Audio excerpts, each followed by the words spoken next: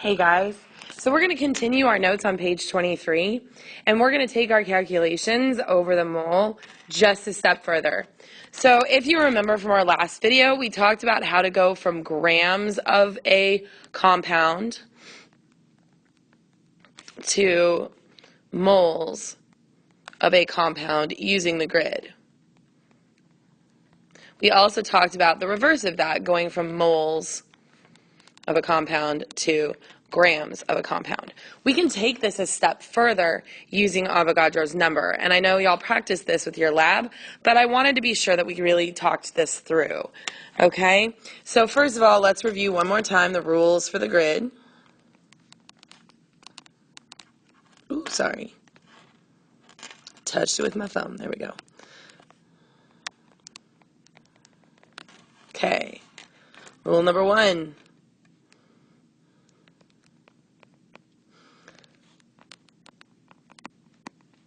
Given goes top left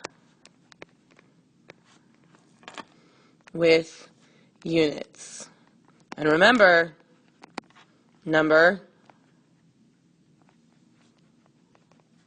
unit, compound. All three.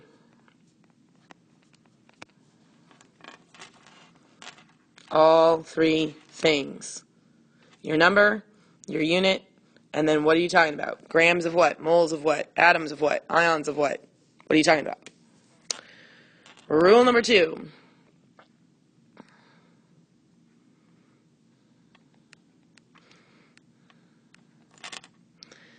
Top left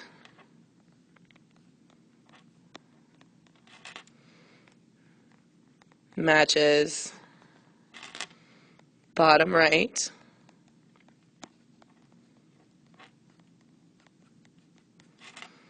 in units. And again, number, unit, compound. Number, unit, compound, number, unit, compound, number, unit, compound. Okay?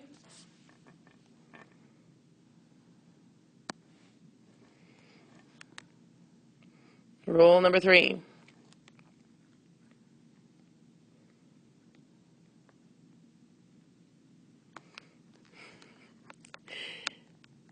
Any equality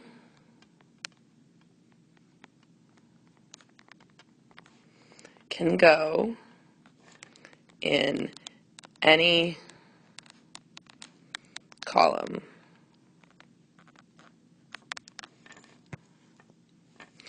And then there was one more rule, and I didn't go over it in the last video, but let's remember that moles always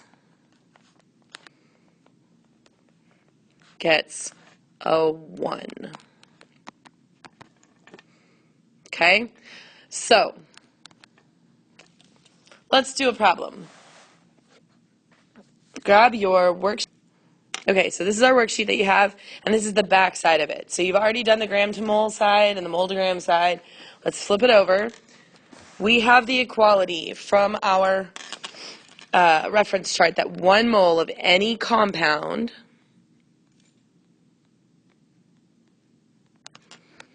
is equal to 6.02 times 10 to the 23rd molecules, atoms. I'm going to add ions, formula units, monkeys, apes, gorillas. It can be any kind of particle, okay? Doesn't matter what we're talking about.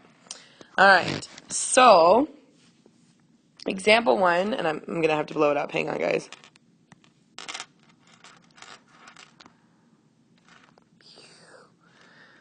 There we go. My fingers are not capable of writing that small. All right, how many molecules are in 4.52 moles of H2O? So our given, remember the given is always the number. We've got 4.52 moles of water, and we need number, unit, compound. So that's 4.52. Our unit is moles. Our compound is H2O. They are asking us to find how many molecules that is. So our unknown is molecules, and remember the symbol for molecules is molec, otherwise we confuse it with moles, of H2O. So we need an equality for that. Our equality is going to be that for every 1 mole of water, there are 6.02 times 10 to the 23rd molecules of water. Okay?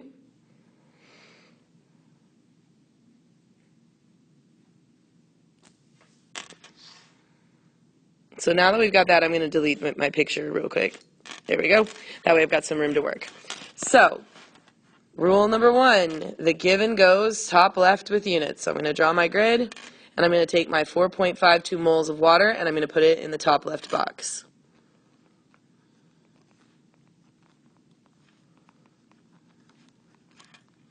Rule number 2, top left matches bottom right in units. So I'm going to pull that moles of water, and I'm going to bring it down here. Rule number 3, any equality can go in any column. I've got this equality right here. 1 mole of water is equal to that many molecules of water. Okay? And I'm trying to get from moles to molecules, so that works. So I can put molecules, or molec, of H2O up here. Then we simply play matchy-match. So in my equality next to moles of water, I've got a 1. So in my column next to moles of water, I put a 1. In my equality next to molec of water, I've got Avogadro's number.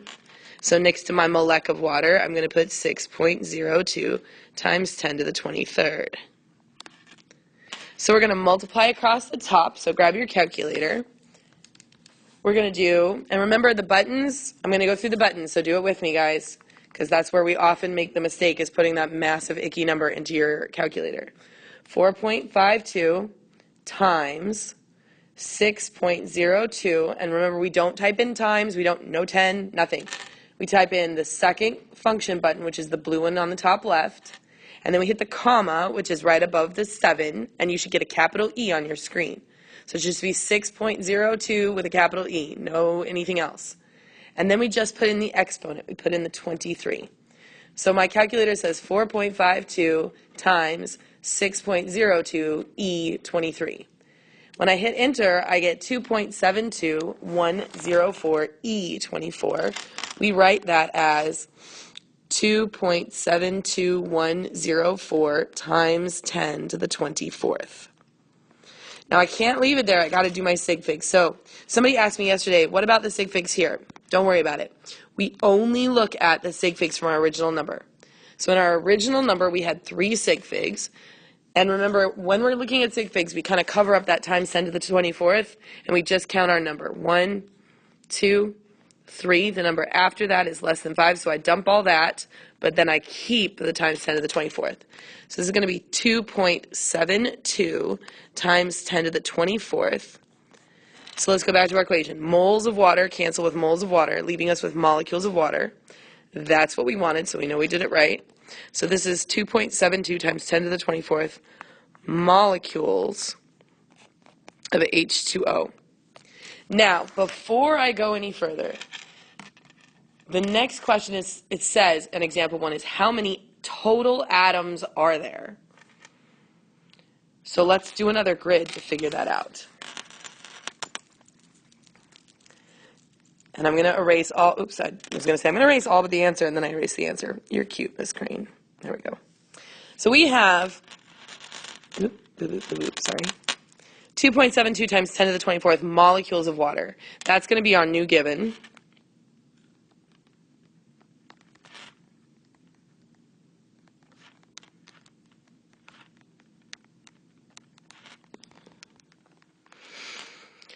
They're asking us to find total atoms.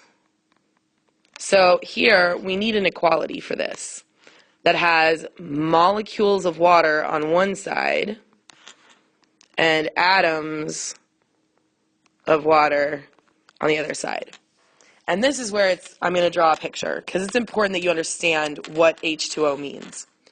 When I draw the formula H2O, what that means is I've got one oxygen atom bonded to 2 little hydrogen atoms, right? And we drew that when we did our chemical bonding unit.